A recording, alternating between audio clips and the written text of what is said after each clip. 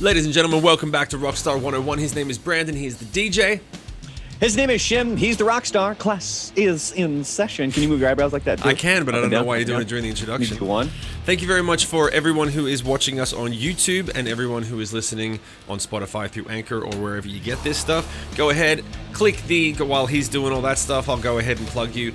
Hit the YouTube subscribe button, hit the like button, hit the notification button, turn them all on. It really helps the algorithm with the podcast. If you like what we're doing, please, it would be the only thing you need to do, and then we can keep doing this full time. What's up, man? Yes! And we can also go check out our Twitch channels here really quick. Go to twitch.tv. You can find Shim at Hollywood Rebellion, and you can find me over at The Real Brandalorian. What are we doing this week? We have a bunch of stuff to get to because we had a lot of really good YouTube comments on last week's episode. So if you ever want to leave us a comment, by all means, if you're watching this on YouTube, just go ahead and comment below. If you're listening to this on Spotify or Apple or Google, head on over to Shim's YouTube channel and get involved in the chat. So we got some stuff there that includes the Rock and Roll Hall of Fame because they just announced the finalists here a couple of weeks ago. So we're going to cover that. We also have what are some of the most annoying music cliches. We have a little list of some of those. So Shim, if you can think about it and you can comment on some of the stuff that other people have said. But first, I got to tell you, recently got Apple TV.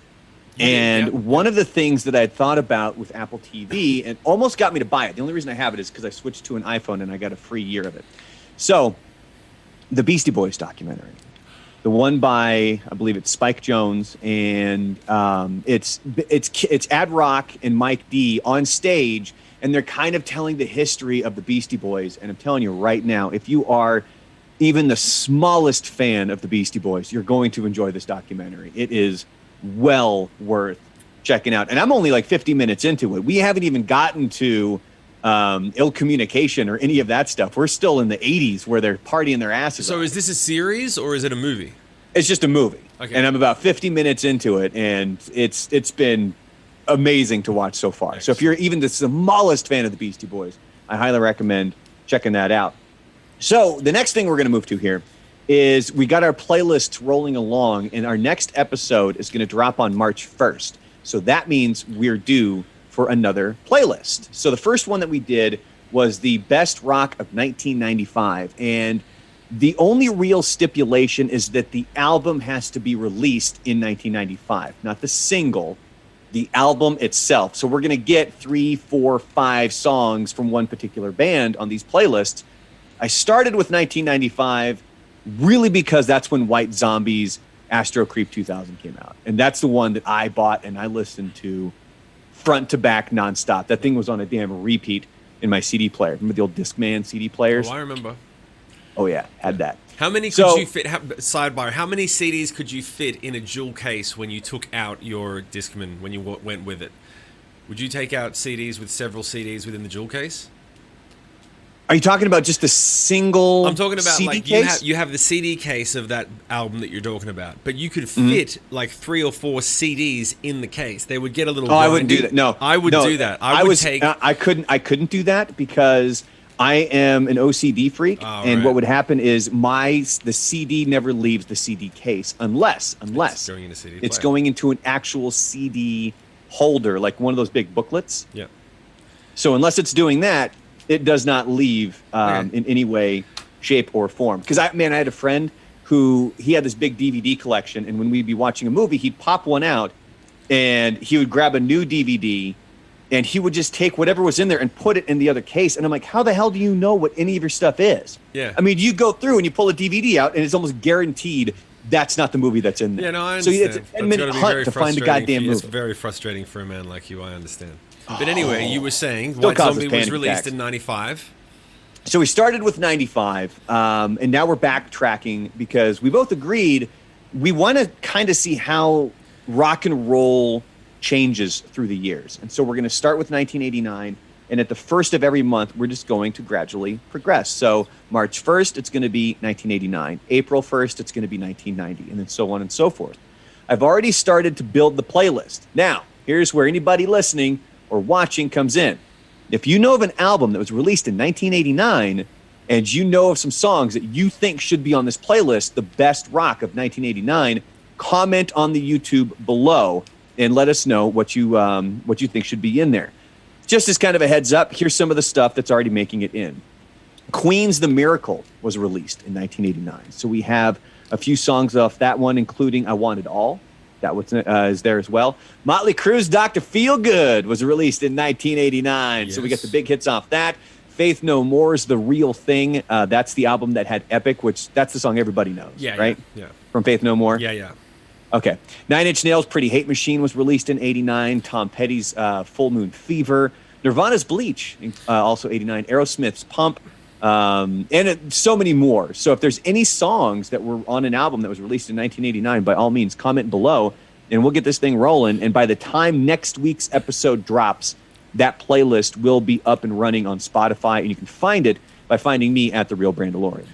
You look like you're going to make a comment. I was about to say, on Spotify, do they have like rock of the 80s, rock of the 90s? Do they have for the year 89, like, do they have a playlist put aside? Or would this actually be, because I just typed it in, like, 89 rock hits, or maybe I should put in 1989, but like rock hits from, I'm trying to find it. They do. Like, those sons of bitches. They have Best of Rock 1989. I don't know what their criteria is though. So ours is going to be better. There's a shit, but it gives me something to start with. Yeah. Well, see, and theirs was created by Spotify. It only has 50 songs. I was going to say, yeah, this is bullshit. Yeah, we need to blow that out of the water. We need to prove to Spotify that we can create a better playlist. You got to keep in mind, a lot of people would probably just be picking songs that were hits that year, where there are other deep cuts that I'm sure you're going to find. That's the thing that I like about this, is that I'm going to learn a lot from you about some deep cuts that I never heard of. Like, I didn't get into White Zombie that much just because they didn't really happen in Australia as much. We heard more Human Than Human, and that was kind of it. So, man, I want to put that. See, I'm trying to still figure out, where do we limit how many songs? I know that for 1995... What's the current limit? There's really none. I think, at least for 1995, Smashing Pumpkins has the most, because that was when Melancholy and the Ultimate Sadness came out, and that has 5 songs on that. So... Or I'm sorry, Melancholy and the Infinite Sadness. What the hell did I say? Melancholy and the Infinite Sadness. That's when that came out. So there's 5 songs. And I wanted to kind of limit it there because I don't want it to just be an album song dump. You know what I mean? This is interesting. Also, if anyone has any idea on guidelines that you think would be beneficial for this, throw them in the YouTube comment section, because we could go all day. So having a couple of guidelines would probably help us a lot, because otherwise we'll just go nuts again. So, but that's going to be good. And by the way, we'll throw the link in the description down in the YouTube comments. We'll throw the link in the description to the year 1995, so you can go and check that out. And then we'll be doing that one. What is that, next week? We're doing 89? Yes. All right, cool. Yeah, the next episode, that playlist will be live by the time the next episode drops. So, and it's a fluid playlist. I mean, even if there's songs from 1995, if you go back, you can watch the 1995 episode of Rockstar 101 that we did a few weeks ago. And then you can also go to Spotify, and if there's songs that you still think should be on there, by all means, fire away and let us know, so that we can get the best playlist out there. And speaking of YouTube, we had a lot of comments on the last video. We had James. He said that Kiss was his first concert on their last tour. And with Uncle Ted in the lineup, he also has a fond liking for singing Katy Perry for karaoke. Do we have a favorite dark pleasure karaoke song? Are we going into that now? I think that should be one of the topics for sure.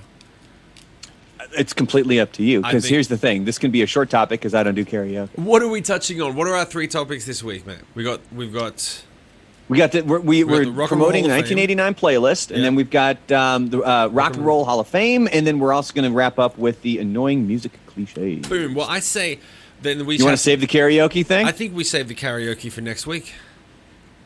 All right. Making a note. Because I think that you need to put some thought into what your karaoke song would be if you did karaoke, and that's that's got a lot of low hanging fruit there, mate. All right, so the big question that we got on the most recent episode over on YouTube, is people were. This one comes from Gavin. He was talking about the most recent Rock and Roll Hall of Fame finalist class, I believe is what it is. Right. So who we got? We got a whole bunch of artists that should be in, and then there's the artists that you look and you're like, well, what are they? It's Rock and Roll Hall of Fame. Because the first one on this list here is Mary J. Blige. Is a finalist. Okay. But the big ones that Gavin brings up here is he's talking about Rage Against the Machine. Right. Also being nominated this year, Iron Maiden and the Foo Fighters. And the sheer fact that Iron Maiden is not in yet, I think, is an absolute travesty because there's two bands, and we talk about this on the morning show, there's two bands that aren't in the Rock and Roll Hall of Fame that kind of proves that the Rock and Roll Hall of Fame is a joke. One is Iron Maiden. The other is Judas Priest. Right. Okay. Not in. So I decided to look into this a little bit more, and somebody had brought up on Reddit, it was on the Alice in Chains subreddit, where they got snubbed. They're not a finalist this year. And somebody wrote in all caps, Alice in Chains gets snubbed once again for the Rock and Roll Hall of Fame. It's a complete joke. We should all boycott the Rock and Roll Hall of Fame. And the comments are pretty funny because one person, the first person said, it's not that serious. They made good music and will continue to make good music. They don't need arbitrary validation from some organization. Another person said it should be considered an honor to be snubbed by that snob club. Wow. Irrelevant clot of never was fodder looking to justify their opinions. Wow. Okay. That's cold. Okay. Well, I mean, it's becoming one of those things where it's almost cooler to not be in the Rock and Roll Hall of Fame. Like, look at Ozzy Osbourne. He flat out said, you guys can nominate me and put me in. I'm not showing up. Like, I don't care. Did he get nominated? Like, that's Rockstar. Yeah. Well, right? I mean, of course, it's like, okay, well, here's an interesting thing, right? And is Nine Inch Nails in now? Are they in, or were they nominated? I think they are. They were this year, or were they last year? So I was looking up Nine Inch Nails after what we talked about on the last couple of podcasts about Nine Inch Nails and the Downward Spiral, and I came across I think it was last year because it was done virtually, so it was because of COVID. So I think they were nominated or they were being inducted, which I think is fair enough because it's fucking Nine Inch Nails. Mm-hmm. But it depends on what you call your criteria. I mean, all of this stuff is bullshit at the end of the day. And Trent had a really good...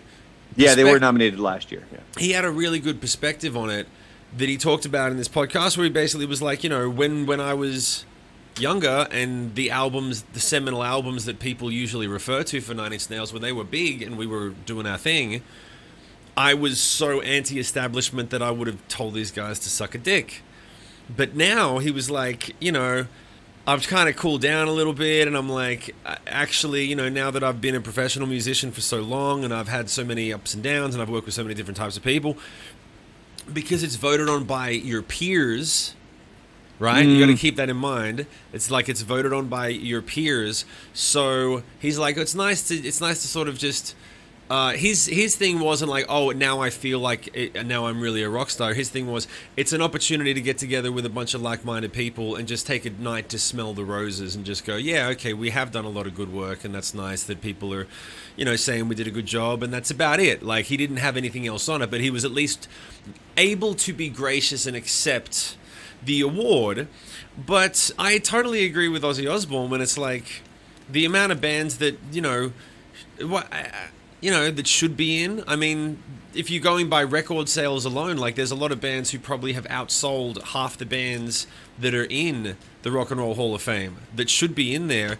And they're like, dude, these guys clearly were seminal, massively popular, very influential, sold bazillions of records, and you haven't put them in. So it gets to the point where it's fucking...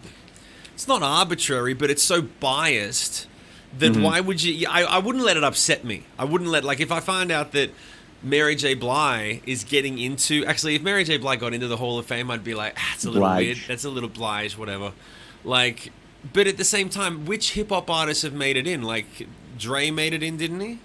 I believe... I think Notorious B.I.G. and Tupac have also made it in. Beastie Boys are in, right? And see, and one of their criteria is also... It's influence. Let me see. Yeah, Biggie got elected in, and so he joins Grandmaster Flash and the Furious Five, Run DMC, Beastie Boys, Public Enemy, NWA, and Tupac Shakur. have all been inducted as well. And another one that another rapper that was there's a few that are finalists this year. You've got Jay-Z and LL Cool J as well. They're both finalists. Right. But it's just it blows my mind, and it's almost become the point where it's almost cooler to be not nominated. I get Trent Reznor's thing talking about it, but the fact that Judas Priest and Iron Maiden are still not in blows my mind. But some of the other big standouts, obviously the Foo Fighters, this is their first year that they are eligible to get in, because it's 25 years after your first commercial recording, which takes me back to Gavin's YouTube comment where he said, Sick Puppies eligible in 2 years. I think you still have a few more, though, for Sick Puppies. Yeah, let's. I'll hold my breath. I don't fucking know. Like, if the first release was 2000, then yeah, we're eligible in 2025, I guess. Yeah. But is Rage Against the Machine not in? No, they're not in. They're one of the finalists this year. See, that's the thing. Like, there are certain bands. That's why, like, I can imagine, like, people would say, like, how can, like, Jay-Z has to be in, and I would support, like, dude, Jay-Z. You're talking about influential, like, how can he not be in? Same thing with Rage. Like, Rage is one of the most, like, every single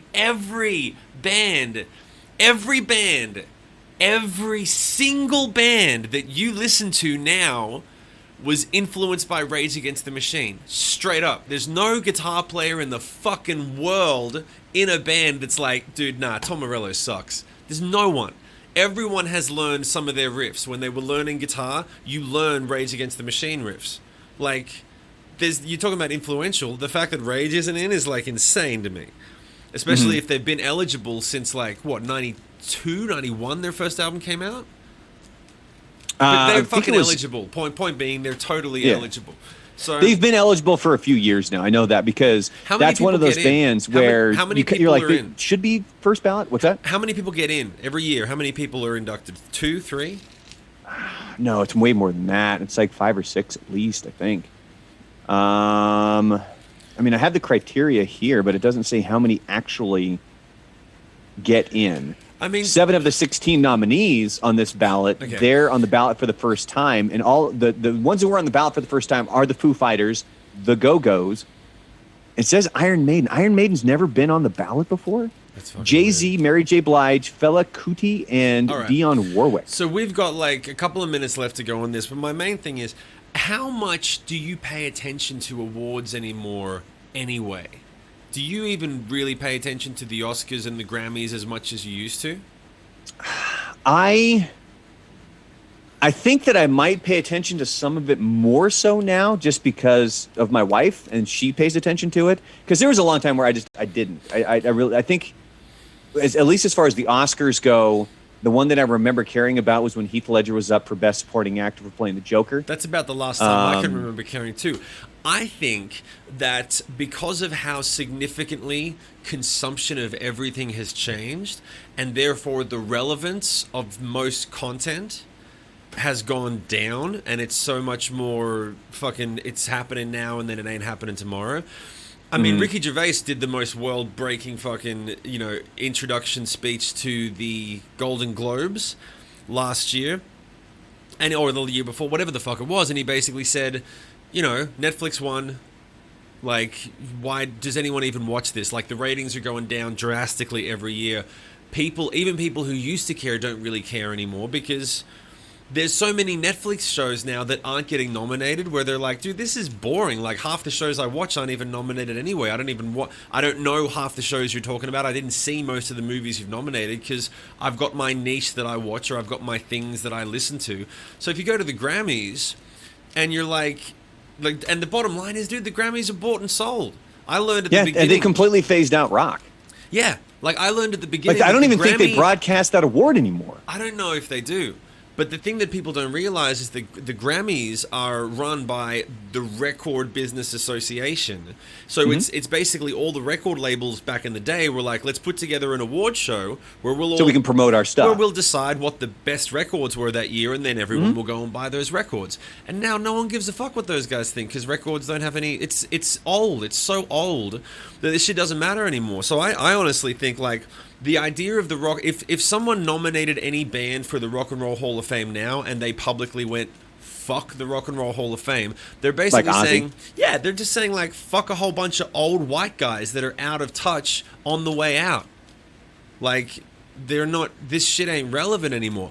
It's good for people who grew up listening to the bands that are getting inducted, but no one now would consider any of those bands relevant because they weren't around. You can't begrudge a person who's coming into rock and roll to know that the guitarist from any given band that's happening now happened to be influenced by Tom Morello. You can't be like, dude, you don't know that Tom Morello did that 25 years. No, just it's fucking done. It's like they made their mark, they've done their thing. For most people coming up now, it's like, who gives a fuck about the Hall of Fame? Like what you like, don't like what you don't like. And I think, yeah, you got more of a... It's so much less of a statement now. When Marlon Brando sent a Native American woman up to accept his... Remember that? He sent a Native American woman up to accept his Oscar in, like, the late 70s. Mm-hmm. That broke the world in half. Now, no one even tunes in. Yeah. Well, it's gotten to the point where it's just... There's enough award shows, and I know you got, television and movies and music and everything else, that I don't think people care as much for all the reasons that you just gave. Now, if you want to talk about inspiration, a funny side note is, did you, and this is a rumor that I don't know if I can confirm or not, but did you ever hear that there was a conversation between Zach De La Rocca and Maynard James Keenan? Right. And I guess they were hanging out somewhere, and a video for Limp Bizkit came on the TV. Yeah. And they both kind of were like, you inspired that. That's your fault. He's like, no, you inspired that. And it's like, oh, shit, like, who's taking credit for Limp Bizkit? Which then I was able to find the story on Rolling Stone where when Fred Durst was up on stage, they were playing Killing in the Name and saying this is dedicated to the rap rock band that started this shit. So in response to that, Tim Comerford, the bassist for Rage Against the Machine, he was asked about it, and his response was, I do apologize for Limp Bizkit. I really do. I feel really bad that we inspired such bullshit. Yeah, and that would cut deep if you were a member of Limp Bizkit. Regardless of what you think about Limp Bizkit, to have that... to have your inspiration, to have the band that you grew up listening to basically say...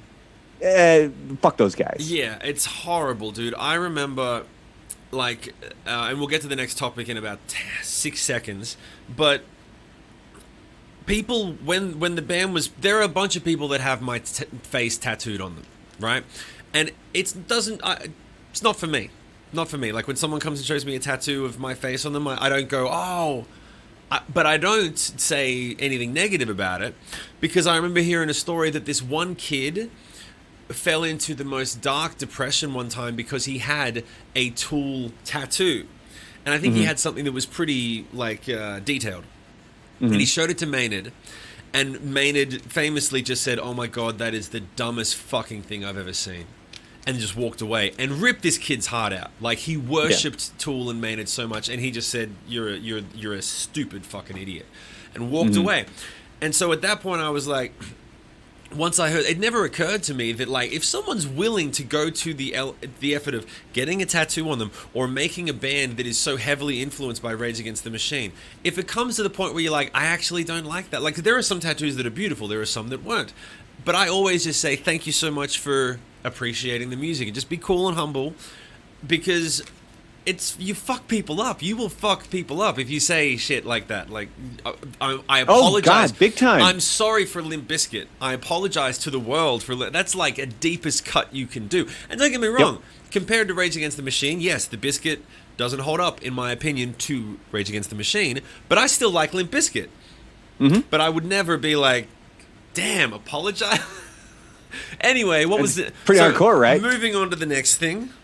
All right, so we have our final topic. Oh, where the hell did it go? God bless it. Okay, found it. All right, so the final topic that we're going to cover today is what is the most annoying cliche in music? So this was on Reddit. I've got a bunch of the answers here. And if you can think of one, by all means, let me know, Shim. I'm going to go through these, and then you can comment on them. And if anybody listening, if you want to go to the YouTube channel, while you're watching this, comment below with some of the cliches that just fucking kill you, that you just can't stand. And the first one on this list It says, in the early 2000s, I don't know why, everyone found it necessary to fit the word tonight into the song as much as possible. I agree with that. And somebody commented that said it's not just the early 2000s. There's a full video that explains why it's so common. And it's interesting because it has this video where it starts out with just clips of songs and how like every single end of a verse or a hook is them saying tonight. Yeah. Do you know why? I mean, I can tell you as a songwriter, it's because tonight rhymes with so many other words, and it brings it brings a lot of imagery to the lyric. It brings a sense of finality to your point. If you're like, da-da-da-da, we're going to do any number of things, we're doing that tonight. Then it places a time, a place. If you're talking about the fact that it's evening time or morning or whatever, it gives you this great, like, anchor to pin everything else off. But mostly, when you can't think of a way to rhyme the end of a line at the end of a verse or chorus, tonight can save your ass. And that's why it's in so many songs. And one of the ones that pisses me off the most of recent times, I love Ed Sheeran. He used tonight at the end of one of his big songs, and he didn't need to, in my opinion. He was like, you look beautiful, pause tonight. And I'm like, you could have just left it at you look beautiful. That was one of the ones that they put in that video recap of all these songs that end with tonight. It's so, and I remember I was like, dude, it's funny that they mentioned that, because when he sang that line, I was like, you didn't need to wrap it up. You just say, you look beautiful. That's like a great fucking ending line for a love song. Nah, had to fucking put tonight. You should write a whole song that ends with this evening. Not tonight, this evening. And the line before but that's the whole rhyme scheme. Yeah, the line before every this evening will be, it's all right, I've got you in my sight this evening. We're going to be okay this evening. This evening. We're going to grab a drink and hang out and talk for hours this evening. And it's just, and that's going to be the whole, and the song is just going to be called This Evening. I'm telling you, you got a hit on your hands right there. All right, another one on the list here is, well, it has to do with country music. It says, when in country music, specifically bro country, they constantly finger snap or clap throughout the song. I agree with that. Is that all the goddamn time? Is that a cliche, or is that like just something that happens all the time?